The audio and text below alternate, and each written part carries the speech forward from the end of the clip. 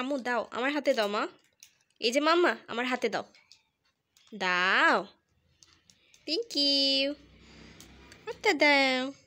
শীতের শুরুতেই ছোট ভাইয়ের সঙ্গে যাচ্ছি শীতকালের জন্য শপিং করতে। চলুন হাইলাইটস শেয়ার করা যাক।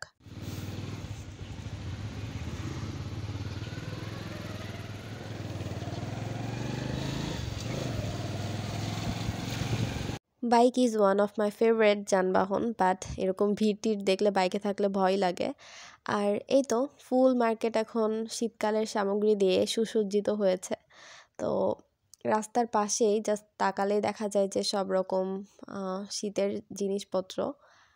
আর আমার এখন শপিংয়ে গেলেই মনে হয় জাস্ট বেবিদের জিনিসই চোখে পড়ে, মানে বড়দের জিনিস আমি দেখেও মনে হয় দেখতে পাই না। আর বেবিদের জিনিস দেখলেই জাস্ট কিনতেই ইচ্ছা হয়, স্পেশালি খেলনাগুলা। এর মধ্যে বেশিরভাগ খেলনাই আমার বাসায় রয়েছে বেবির জন্য। আর মেয়ে বেবি, সো সাজাতে তো হয়ই, সাজার জিনিস দেখলে মন চায় যে কিনে নিয়ে যে ওকে সাজায়। তো কিছু সাজার জিনিসও কিনেছি, ভিডিওর এন্ডে কি কি কিনেছি উইন্টার সামগ্রী সেগুলো দেখাবো, সাজার জিনিসগুলো দেখাবো। তো আর আমি কনফিউজড হয়ে গিয়েছিলাম আসলে কোন কালারটা নেই বা কোনটা নেই। তো বাসায় এসেছি, আমার দুষ্টুকে ফার্স্টে আমি চুল বেঁধে দিচ্ছিলাম।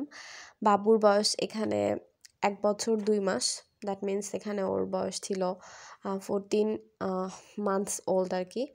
তো এই তো ওর চুলটা বেঁধে দিলাম, তারপর ওকে ড্রেসটা পরিয়ে নিচ্ছি, কারণ ওর শপিংগুলো ওর সামনে আনবক্সিং করব আর সে দেখে কি রিয়াকশন দেয় বা তার রিয়াক্ট দেখতে চাচ্ছিলাম আর কি। ও আসলে এখনই নতুন নতুন জিনিস দেখে হ্যাপি হওয়া শিখেছে, মানে ওই তো ও সব হাত দিয়ে ধরে দেখছিল।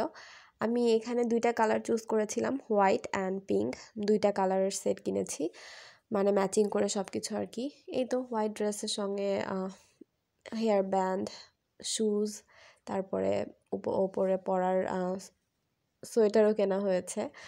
যদিও শীতকালে চুল এভাবে বাঁধা হবে না, হয়তো হেজাব পরাবো, তারপরেও মানে টুপি পরাবো, তারপরেও ম্যাচিং হয়েছে তো কিনে রাখলাম যাতে সামারেও ও পরতে পারে। আর এই যে পিঙ্কের সেটটা, এখানে হাত মোজা কিনেছি। আসলে কি আমি ফার্স্ট টাইম কিনেছি তো, কারণ আমি বুঝতে পারি না যে বেবিদের হাত মোজা কেমন হওয়া উচিত। ওখানে দেখলাম যে বেশিরভাগই বেবিদের জন্য জাস্ট 2টা চেম্বার, মানে 4টা আঙ্গুল এক সাইডে দিবে আর একটা আঙ্গুল আর এক সাইডে। বাট আমি ভাবলাম যে না, ও হয়তো আনকমফোর্টেবল হবে, তো আমি 5টা আঙ্গুল এরকম খুঁজে নিয়েছি। বাট আসলে এটা পরানোর সময় হার্ড ছিল, মানে ওর 5টা আঙ্গুল যে খুঁজে খুঁজে নিয়ে ওখানে সেট করব সেটাই অনেক কঠিন। সো কেনার সময় বেবিদের জন্য এমনই নেওয়া উচিত যে 2টা চেম্বার থাকবে, এক সাইডে 4টা আর এক সাইডে একটা, এটাই হচ্ছে ওদের জন্য মানে সুইটেবল। আমি এই যে দেখেন যে ওর আঙ্গুলটা খুঁজে বের করাটাই কঠিন হয়ে যাচ্ছে, আর তারপরেও আবার টান দিয়ে খুলে ফেলে। সো ওরা তো হাত দিয়ে তেমন একটা কাজ করে না, বড়দের যেমন মানে প্রবলেম হয় সেটা বেবিদের ক্ষেত্রে হয় না। এটা আর কি, আপনারা যদি কিনতে চান বেবিদের জন্য এটা খেয়াল করে নিয়ে কিনবেন, কারণ দেখেন পড়াতে অনেক সময় নষ্ট হয়। আর মানে উইন্টারে বেবিদের ঠান্ডা লাগার প্রবলেম হয়, যতই যত্নে রাখি না কেন, যত যাই করি ওরা বুঝতে চায় না, আর ওরা ঠান্ডা লাগিয়েই ফেলে কোনো না কোনোভাবে। ওর একটু ঠান্ডা লেগেছে আর কি। এই যে দেখেন কি কিউট লাগছে না হাতটা, হাত মোজা পরানোর পরে, মাশাল্লাহ। এই তো তারপরে সবগুলো পরিয়ে পরিয়ে দেখছিলাম। ও হ্যাপি হয়েছে আর কি, ওর হ্যাপিনেস এক্সপ্রেস করছে।